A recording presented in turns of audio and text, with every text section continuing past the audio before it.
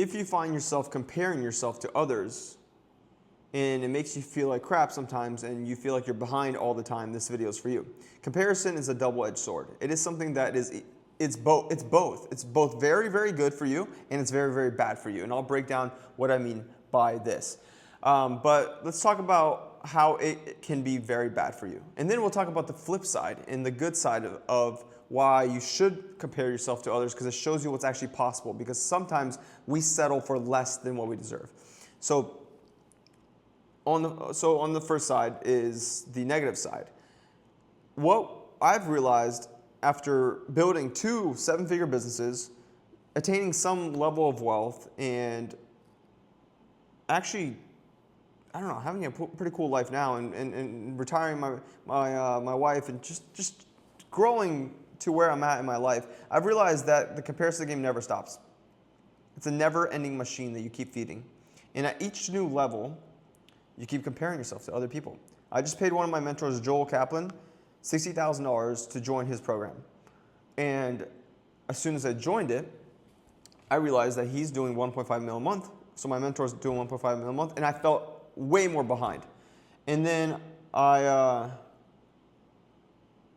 started realizing, like, oh man, I don't have this, I don't have that, and I don't have this and this and this, and I'm so behind from all these people. And all these other people in here are making more money than me. But I also realized, dude, if I can't be grateful for what I have in my life, how's God going to bless me for more? If I can't be grateful for what I have in my life, God's not going to give me more. And so, something I've been working on for the last 3 years, I actually have a gratitude journal over there. Every day I wake up, and one of the first things I do is I write down 5 things I'm grateful for, and they have to be new. They have to be new. I can't say oh, I'm grateful I'm alive, I'm grateful for my wife. They have to be new every day. I have to sit there and intentionally write down, and this builds your mind, builds the way you think. And I write down 5 things I'm grateful for, and then I read them out loud, just to soak it in. You know what I mean? Soak it in. And what this does is it really helps put things in perspective, because sometimes we compare our plan for ourselves and our path and our whatever to other people, but the truth is, what if it's God's plan to have you get there a little slower? What if it's God's plan for things to work out exactly how they're playing out in your life? And this is something I've been realizing more and more as I surrender more and give it up to God. And I'm like, dude, what does my timing even mean? What does this comparison game even mean? What is it, how is this beneficial in any way? You will always feel like crap because there's always someone doing more. No matter what you achieve. I think the only person that can feel cool or whatever is at the top, like Elon Musk, whatever, guy's trillionaire, whatever it is, first trillionaire, right? But there's levels. There's levels to the game. So it's why are we looking at the next guy? For instance, I have a community of over 300 videographers and video agencies, marketing agencies, and we help them scale to 100K a month. And we have a community. And sometimes we have one of our members, for instance, today, one of my top members, Reyes, he did 200K last month. He hopped in the call today and kind of motivated some of the newer guys. And we had a call, it was 70 people on there. And he was like, oh yeah, we did 200K last month, answered some of their questions, motivated them. And I noticed a few of the people felt kind of weird about it, kind of like, oh man, I'm only doing 10, 15, 20K a month, and I'm over here listening to this guy. It's a bad thing if you're like, oh man, it's so far away, it's out of reach. But it's also, here's the double-edged sword I was talking about, it's a good thing. It's also a good thing to see what's actually possible, because we all have the same 24 hours. If someone can do something, you can do it as well. And oftentimes we settle. We settle for so much less than we deserve, and we do so much less than we deserve. And so my point is, you need to be around proximity. You need to be around. Your proximity needs to be powerful. You need to get around people that are also doing big things and winning, or else it's not even worth it. If you play small all your life, you're going to feel safe. Do you really want to feel safe and comfortable all your life? Like, that's not the feeling we want to achieve, because when you're safe and comfortable, you're basic.